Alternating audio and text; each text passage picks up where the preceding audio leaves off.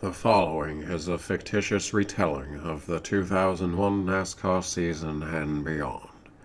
This program is intended to be respectful and is not an attempt to slander or defame any of the people included. The storylines within do not represent the views or opinions of the brands and personalities involved.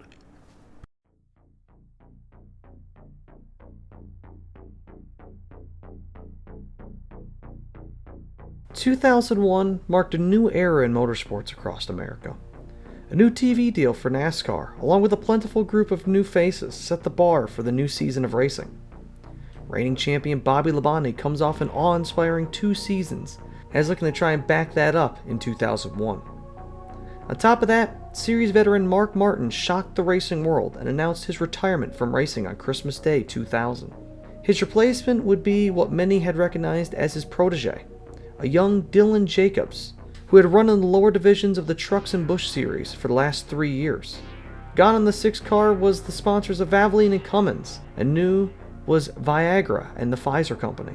Valvoline would move to the 10 car of MB2 Motorsports with Johnny Benson, a man who for the last few years struggled to get competitive opportunities, and now he's got his best one yet. MB2 Motorsports in general will be getting much more support, as after Pontiac's championship in 2000, executives thought that they could make the manufacturer even more competitive for a go at the manufacturer's title in 2001. Johnny would not be the only driver getting a brand new opportunity for 2001. Kenny Wallace has gotten perhaps his greatest cup ride yet. A full-time deal in the 29 Richard Childress Chevrolet. Much of the representatives and drivers at Chevrolet pitched the idea of the second GM Goodwrench car, and Chevrolet was more than happy to double down on the now 3rd RCR team. It was all put into motion when Kenny helped Dale to victory in 2000 at Talladega, and now Kenny is officially teammates with the Intimidator. Kenny will also be inadvertent teammates with Dale Earnhardt's personal cup team, Dale Earnhardt Incorporated, for which this year they will also have 3 cars running full-time. On top of DEI staple Steve Park in the 1 car, they have Dale Earnhardt Jr. in the 8, and the brand new number 15 team of Michael Waltrip, with Napa as the sponsor. But neither Wallace or Waltrip are the biggest storylines for 2001. Dodge has rejoined the sport, as looking at success early. Dodge is headed primarily by Evernham Motorsports, a brainchild of former Cup Series crew chief Ray Evernham, who is heading the charge for his 2 drivers, Bill Elliott and Casey Atwood. Atwood is looked at as one of the hottest young talents, with many thinking Ray can take yet another young driver to massive success. Atwood is not the only rookie for Dodge in 2001. The second-ranked Dodge team of Chip Ganassi Racing, with Felix Sabades, has young Jason Leffler driving for the team in his first full-time Cup season. They also have partnered with veteran Sterling Marlin, who's looking at a possible career resurgence with his new manufacturer. With all these storylines atop of the regulars, the 2001 Daytona 500 was set to be historic. From this moment on, the universe you know so dear will be changed forever. Gone are your commonalities, the baseline of your existence. Ladies and gentlemen, welcome to Driven to the Edge.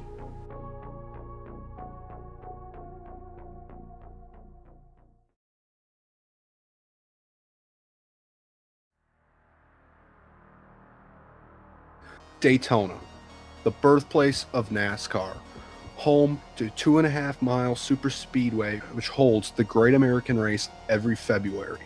What better way for NASCAR to start their season with their biggest event? If you win the Daytona 500, your name is etched in the history books forever. Dale Earnhardt in 1998, Sterling Marlin in 1994 and 1995. Teams spend all winters from the end of Atlanta to today, put their blood, sweat, and tears into this event. Nobody knows who finishes second, and today, February 18th, 40 of the sport's greatest drivers are going to try to go out here and win NASCAR's greatest event. Well, I think the biggest story of Speed Weeks has to be the Dodges. Bill Elliott and Stacey Compton put their Intrepids on the front row, and of course you can't talk about Daytona without talking about Dale Earnhardt. He won this race in 1998, and he's looking for a second one today. Many in the field today are looking to add their names to the Harley J. Earl Trophy. Rookies like Atwood, Jacobs, and Leffler joined veterans such as Labonte, Wallace, and Rudd. 42 years of iconic moments here at the Daytona International Speedway What does the 43rd running of the Great American Race have in store for us today? Terry Bradshaw waving the green flag. We are underway.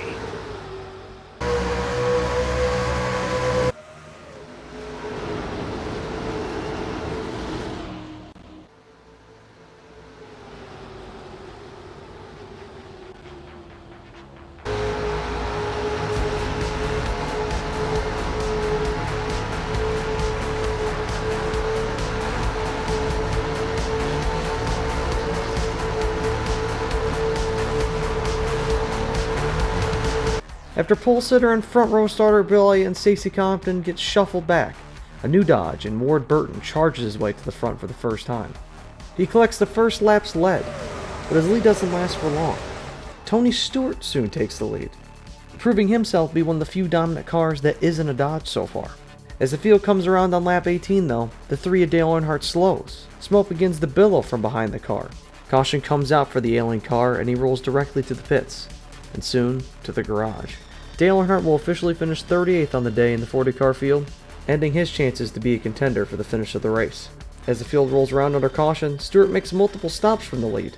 As his car has begun to overheat, they found that a piece of debris from the sick Earnhardt car has gone through the radiator and has mortally wounded the dominant car. With Stewart out, the field begins to dance for the lead, which leads to a tango that lasts the entire run. Eventually the close racing leads to a poor end result.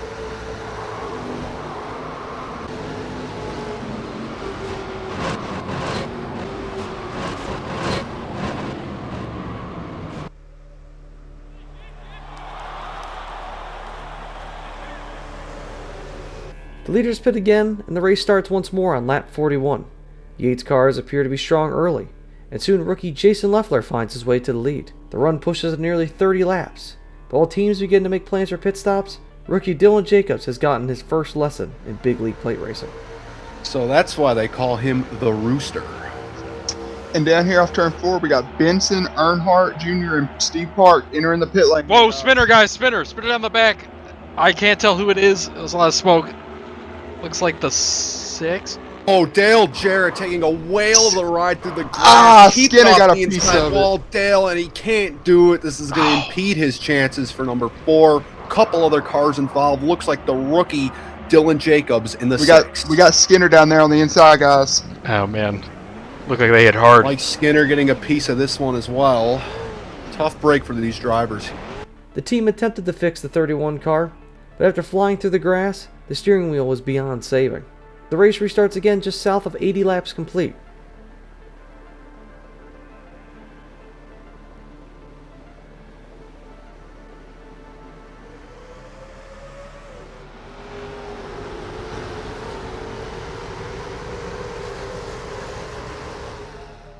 The dance for the lead continues, as the official number of lead changes surpasses 35. Once again, it appears the race might be getting into a groove, until another crash heading into turn 3 takes out a trio of drivers. Andretti, Labonte, and Craven will all be looking for redemption to Rockingham now. The race takes back off just before halfway, with young Casey Atwood making a charge for the lead. They continue to dice it up, as the field finally makes it to the first green flag pit stops. Everything works out well and the race persists to the final 200 miles. Just past lap 150 though, the silence is broken by shrieking tires.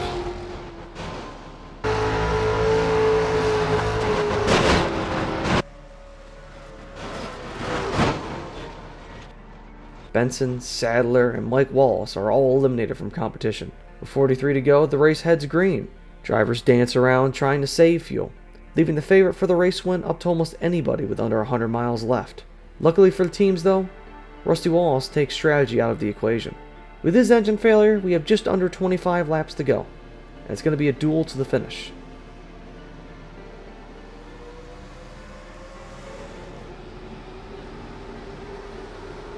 The front cars dance for the lead, with Dale Jr. pushing to the front late, and Sterling Marlin begins to apply pressure and slips to the lead, securing a stronghold at the front. Suddenly, with 7 to go, Stacy Compton takes a ride through the infield grass. The 3 circuits will decide who will win the Daytona 500, and with Jeff Gordon leading, we go back green. It all comes down to this. Fans on their feet, and maybe you are as well at home. Jeff Gordon trying to win his 3rd. Sterling Marlin right in tow. Ward Burton Dale Jr., Steve Park, all behind, looking for number 1. The green flag is out. It's a 3-to-go shootout to end the Great American Race. Gordon got a good jump there. Oh, he has a problem! Gordon has had a terminal issue with the car, and now it's on at the front. Soon Steve Park catches the rear end of Jr., and they team up. Coming to 2 to go, Park and Jr. push to the outside, with Marlin still ahead and Burton helping. Park slides back up to the outside, and the tandem of Dodges and Chevrolets fight down the backstretch. Eventually Burton clears to be behind Marlin, and now Jimmy Spencer has filed back Matt Kenseth, who is in the back of this battle, and is finding himself right in the mix of things. And coming through the white flag, Marlin still leads as the battle is intense. There's only 1 lap left in the race. Sterling Marlin leads. He's clear out front, but what will it be coming back around? If these guys wreck, Mayfield is waiting in the wings back there with Michael.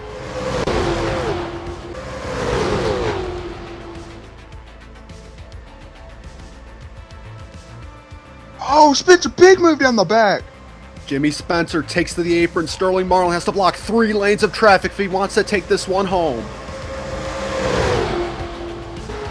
Now, if they can't get him now, they're not going to get him ever. Spencer on the bottom. He's going to try to... I don't know if he's going to have enough time to make something happen here.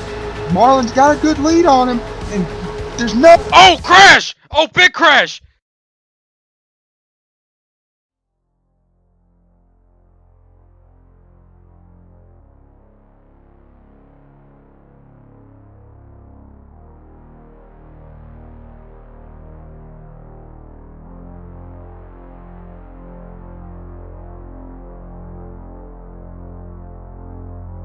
On a sunny Thursday morning, 4 Chevrolets sit still on the Daytona front stretch. The 4 drivers of DEI, outlining the future of the fledgling Cup team.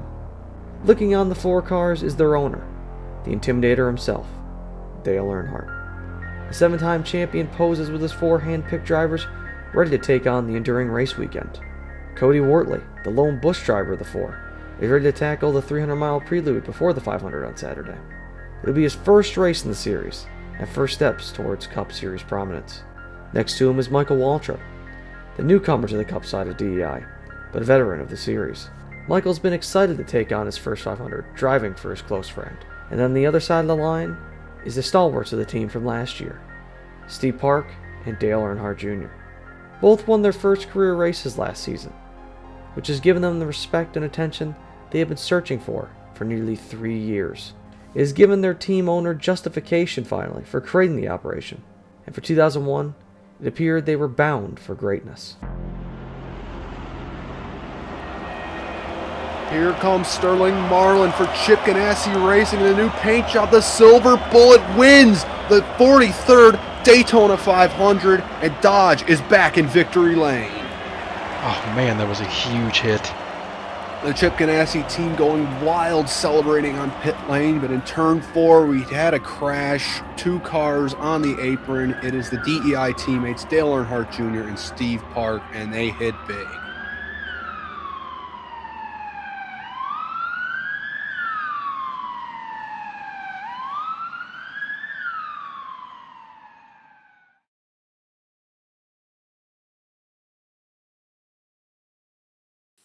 It is my deepest regrets to inform you all that Steve Park has passed away from his injuries sustained earlier today.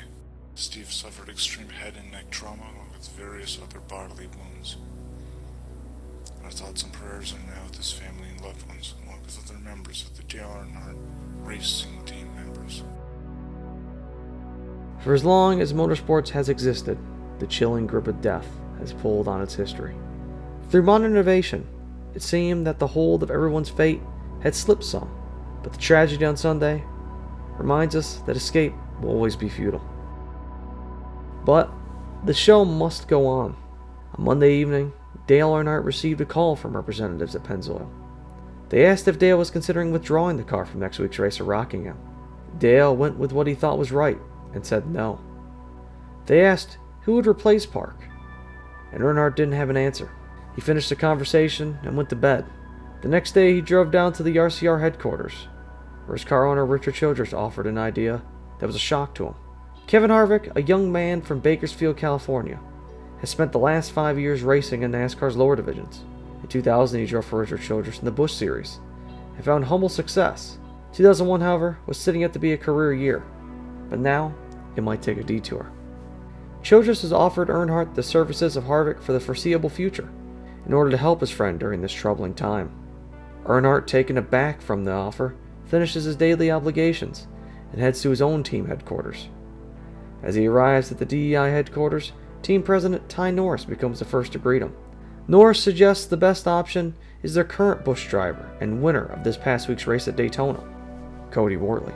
Wortley has been on a hot track through NASCAR, running a season of trucks in 2000 and now presented an opportunity at a top cup ride after going 1-for-1 in his Busch career so far.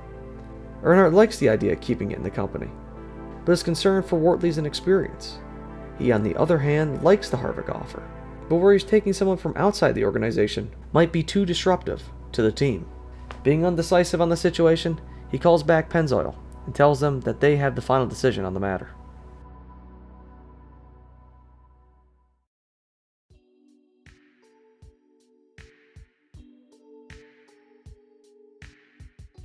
Hello race fans, welcome to North Carolina Speedway for opening Busch Series practice. Kevin Harvick gets seated for the first time in his new Pennzoil Chevrolet ride, preparing for his first ever Cup Series practice. This will be the first time since Wednesday he's able to escape the press. The media storm has been relentless. Hundreds of questions have been rained down on Harvick, ranging from all types of people and topics. Kevin, though, seems prepared. As the cars roar around the racetrack, Cody Wortley stands in the Busch Series garage and talks to a couple of members of the media. Wortley has been silent in the whole one-car ordeal, understanding that bringing up his consideration for the ride will only start unwanted media drama. While disheartened for not getting the opportunity, Wortley understands the benefit Harvick can bring to the team, and is excited to back up his Busch win at Daytona. At the end of Cup practice, Jeff Gordon and Sterling Marlin top the charts with Dale Earnhardt in fourth on speed. Earnhardt is happy with this car, but states that the engine has a mysterious tone to it. The team checks it over, and from what they can find, nothing is out of place. The sun had come out near the end of the session, and Earnhardt was running a different line to comprehend it, and they summed up the mystery to just a change in throttle input. Qualifying set the field, to which Sterling Marlin backed up his third Daytona 500 win with the pole. Rookie Casey Atwood would start to the outside of him, as the young phenom continues his rookie surprises. As the track gets blown off and the Busch Series race sets up, Sterling Marlin attends pole ceremonies, talking to the media and answering questions. All the questions he answers, though, seems to have no relation to the pole award. Marlin celebrated handsomely after his third Daytona 500 victory. Unaware until nearly an hour after the race was over about the Steve Park situation. He has since been harassed relentlessly for this. Sterling does what he feels is right and takes the high road. Back on track for the Busch race, Tony Raines claims his first ever Busch win and has an emotional celebration in Victory Lane.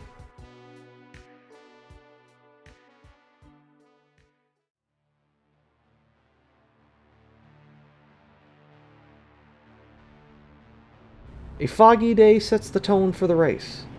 Pre-race ceremonies are over, as 39 cars roll off the pit lane. On the apron, one black 3 car sits unmoving. Dale Earnhardt's car is not turning on, and the team has gone into a frenzy to try and find the issue. After 5 laps of pacing and ceremonies tributing to the stalled owner's former driver, the race starts without Dale Earnhardt.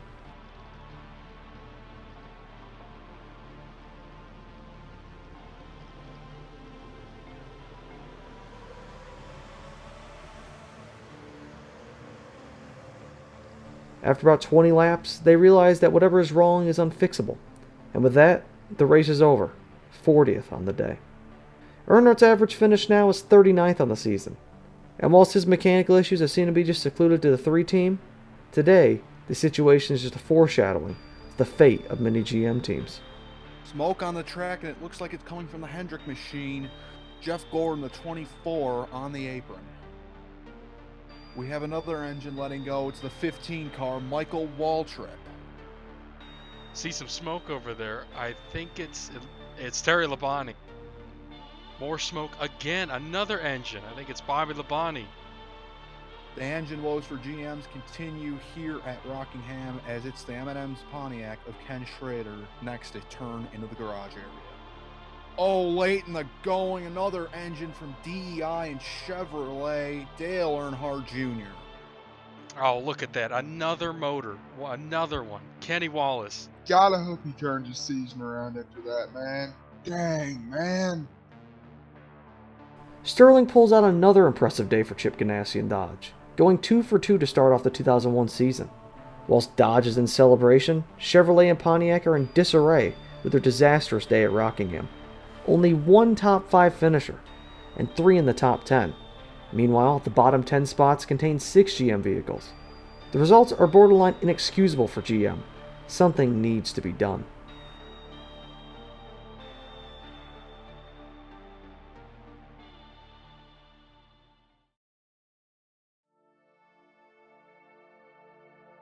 It's a congregation of GM representatives and all of its team owners.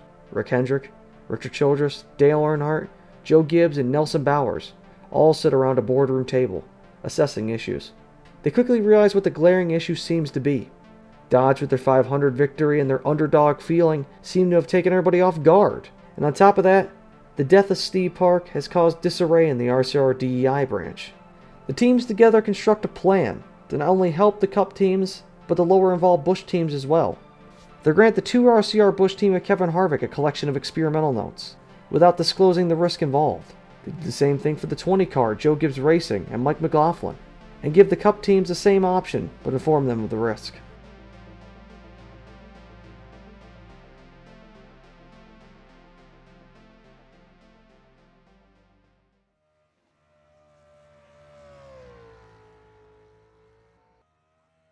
Both pole days for Busch and Cup are run on Friday, and in a shock and possibly a show of hope, Kevin Harvick wins the pole on Friday evening.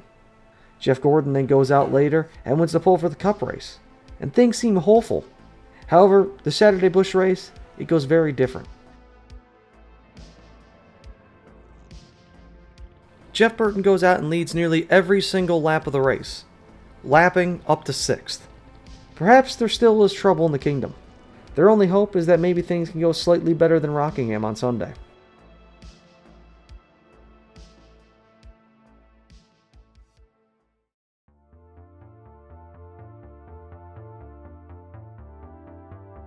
Welcome to fabulous Las Vegas Motor Speedway, where today 40 of NASCAR Winston Cup best will roll the dice in a 400-mile gamble.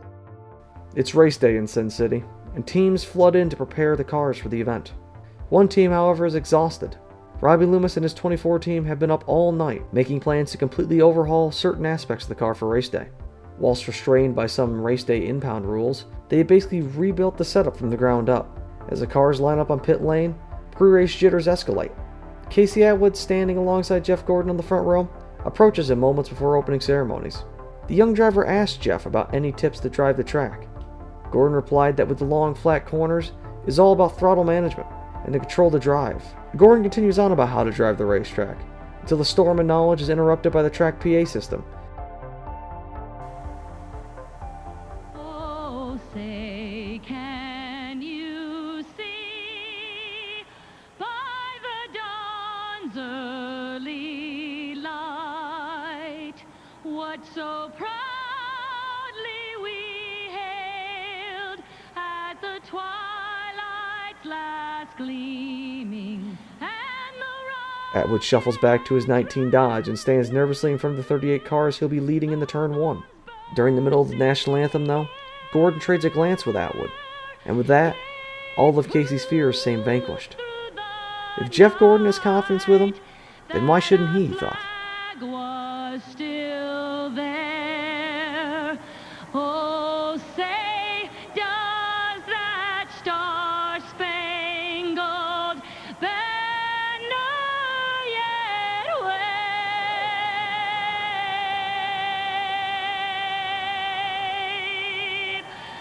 o'er the land of the free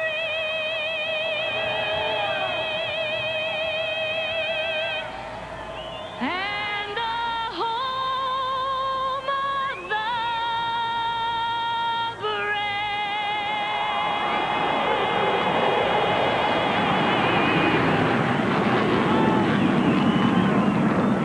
They slip their helmets on, and now it's race time.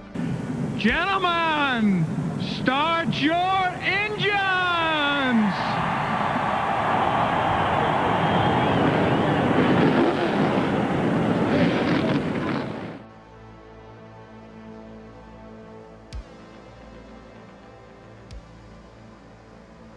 Winston Cup drivers spinning the wheel for big money here today at Las Vegas. Jeff Gordon leads the field down. We are green in the UAW Daimler Chrysler 400.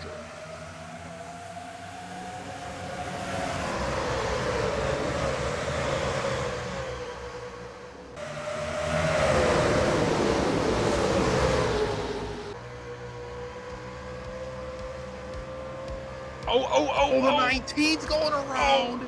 Casey Atlas up man. the track and into the wall on lap 1. Man. Oh, you gotta be kidding me. Sometimes bravery can be the greatest tool, or the worst weapon. In this case, whether intentional or not, the added encouragement by Gordon sent Atwood head-on into the slick outside groove in turn 1, putting the rookie at an early disadvantage. Meanwhile, Gordon can restart single file on lap 5. Gordon from the pole gets away early and holds the lead for the majority of the race. Kenny Wallace gets to the front at some point and leads a healthy 62 laps. But Jeff Gordon closes out and with his experimental setup, wins at Las Vegas. He closes out a day where Chevrolet led every lap. GM was 3 of the top 5 and 7 of the top 10. Dale Earnhardt Jr. did have another camshaft issue, but the strong showing from Kevin Harvick in 6th headlined DEI's day on track. While that 6th place seems microscopic for the scale of the potential of this team, it is their second best finish all season. It is obvious among the tenured members of the team, the debt at Steve Park is still weighing heavy on him. Newcomer Michael Waltrip thought that this move may have been able to give him the ability to turn a new page in his career, but instead, has ducked his average finish in 2001 down to 28th. Atlanta is next though, and anything can happen.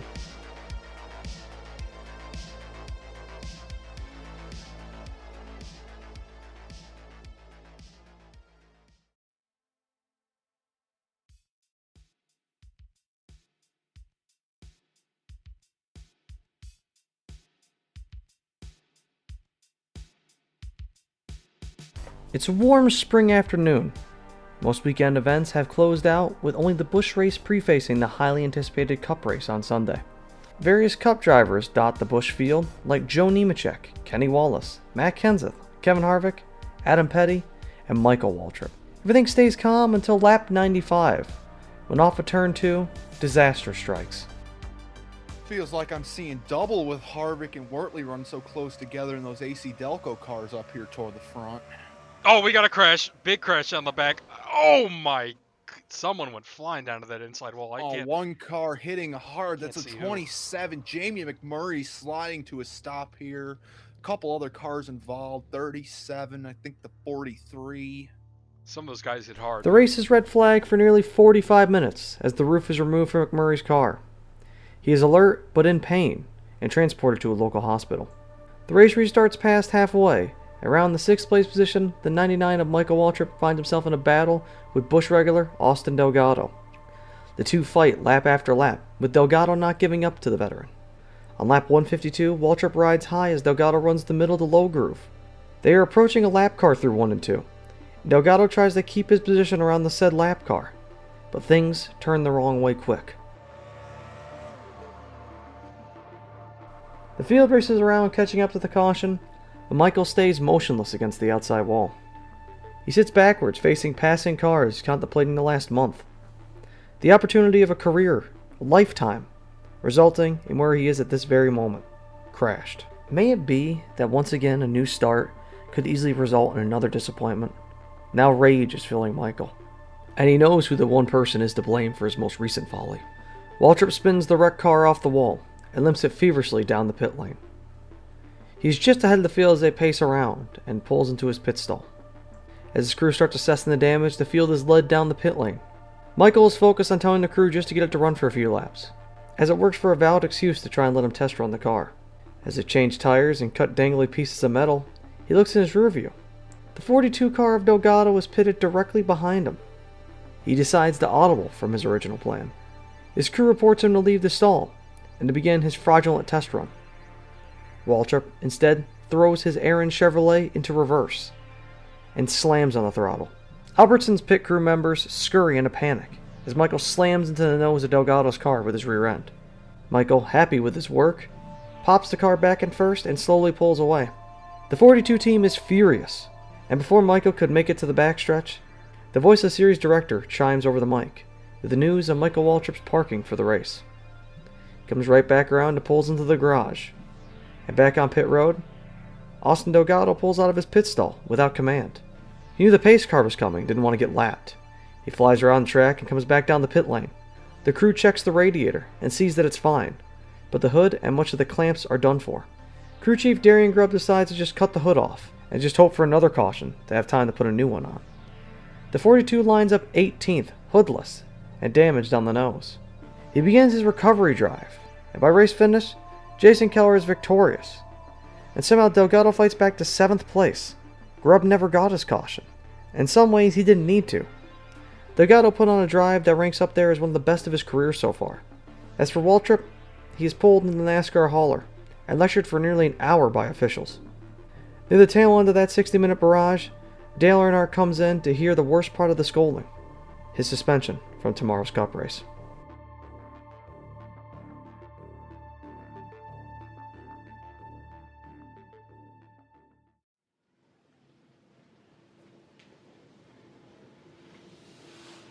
It's nearing 10 p.m. local, and Cody Wortley stands in a borderline empty airport. His singular bag is his only company as he waits for a flight to Charlotte. He had already missed the company DEI plane that had flown back during the last 50 laps of the Busch race. The red flag for McMurray had pushed the race late, and once Cody left the track, he was told by a DEI representative the situation: either find a hotel for the night and then come back on the plane post-Cup race, or fly commercial. American Airlines departs at 9:45 to Charlotte, late as usual. Eventually he heard the call for his flight and began the walk to the boarding area. He gave the woman at his desk his ticket, but she looked over faintly and allowed passage onto the plane. Just as he began to enter the jet bridge, he heard the slam of footsteps on the floor in the airport behind him. He turned to investigate the sound as he walked and stopped his pace. It was a young man running towards him, obviously panicked by the situation. The man acknowledges Cody and greets him by name. He pants the news of Michael Waltrip's suspension to Cody, but sees Wortley is unsure of his information. He scrambles and pulls out an ID card for the DEI headquarters. Intern, it reads under his name. He then informs Cody that they need him back at the track at 7 a.m. for seat fitting and various other pre-race prep. Cody is blown away. He thanks the young man and walks back to the boarding desk. He asks the woman for a refund. He quickly realizes his chances are futile. It's time to go back to the rental car and find the nearest Best Western.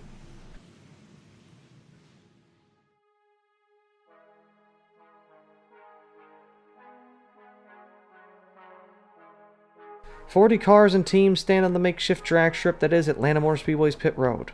The 15 Napa Chevrolet piloted by Cody Wortley will be rolled to the rear before the race, per NASCAR rules on driver changes. And Wortley will have no drivers behind him as he turns his first ever laps in a Cup car. At the front of the field is Tony Stewart, next to Jeff Burton, two drivers confident in their chances. Sitting 10th is Casey Atwood, who is just in front of Jeff Gordon on the grid. He walks back to Gordon and asks him about last week. He wants to know if Jeff knew he was going to spin like he did on lap 1. Gordon smiles at the question from Atwood and pats him on the shoulder. He tells him he's got a lot to learn and even more to win. Atwood, confused but appreciative of the comment, nods and walks back to his car. A row behind Atwood and Gordon is another veteran rookie meeting. Recently retired Mark Martin is at the track talking with his young protege Dylan Jacobs. It is the first time since retirement that Mark has shown up to the track, and he's there to cheer on his old car. This is perhaps the most nervous Jacobs has been for a race. The youthful ignorance coated him from the pressures of the Daytona 500, and the young 23-year-old is facing a 500-mile challenge in front of not just his mentor, but his hero. Over 100,000 fans all ready to see America's stock car's best duel for 500 miles.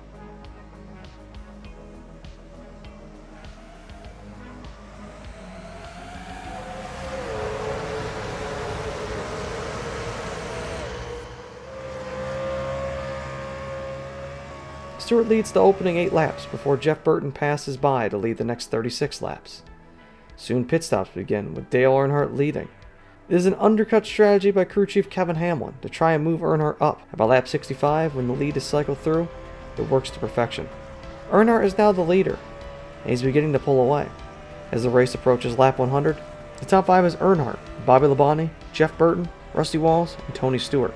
The flow of green flag laps gets stunted though, by Jerry Nadeau detonating off of 2 and bringing out the first caution. The field comes in and Earnhardt holds the lead, but now Jeff Gordon is behind him. Gordon took 2 tires on the stop, giving him track position, and the race restarts on lap 107, and young Cody Wortley rides a humble 27th. Over the next 15 laps, he gets up to 21st, and Jeff Gordon tries desperately to pass Earnhardt.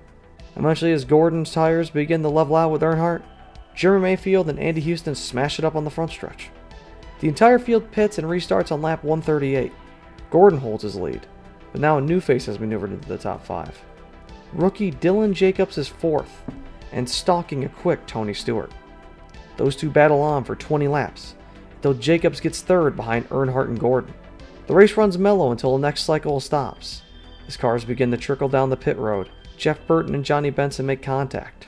After the melee, the race restarts again on lap 212, and the quick 6 cars making a charge for the race lead. He slips past 2nd place Earnhardt and closes in on the leader Jeff Gordon.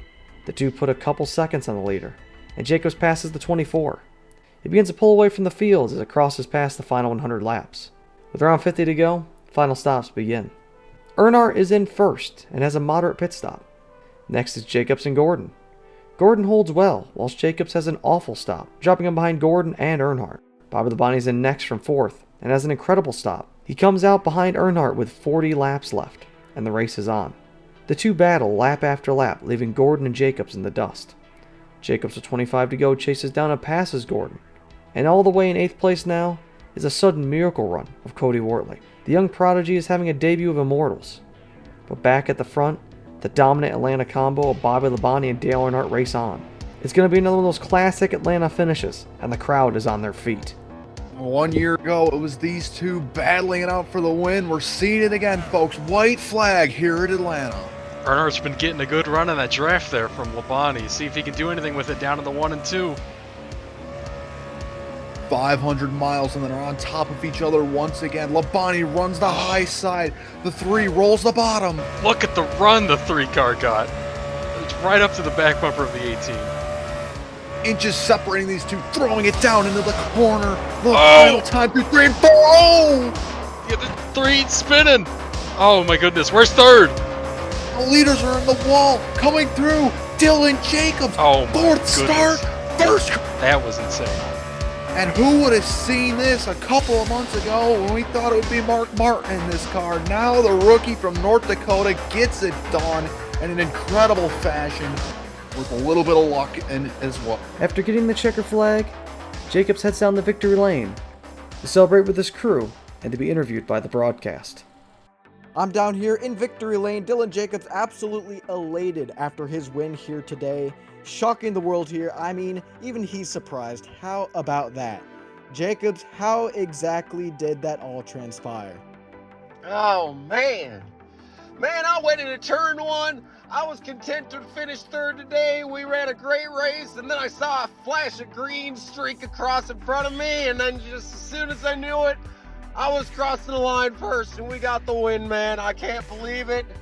I told Jimmy when he brought me onto this program that we were going to win races. I didn't think it'd be this fast, but I just want to thank Pfizer. I want to thank Kmart, Mellow Yellow, Little Caesars for believing in me, coming on and making this program possible. Jack Rouse, Jimmy Fennick up on the box did a great job calling this race, man. We got the win! Yeah!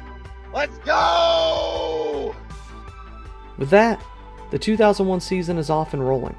From the tragedy in Daytona to the triumph in Atlanta, the roller coaster of emotion the last month has been only marks 4 stops on the 36 event Cup Series schedule. A calendar of races that could lead to any team being driven to the edge.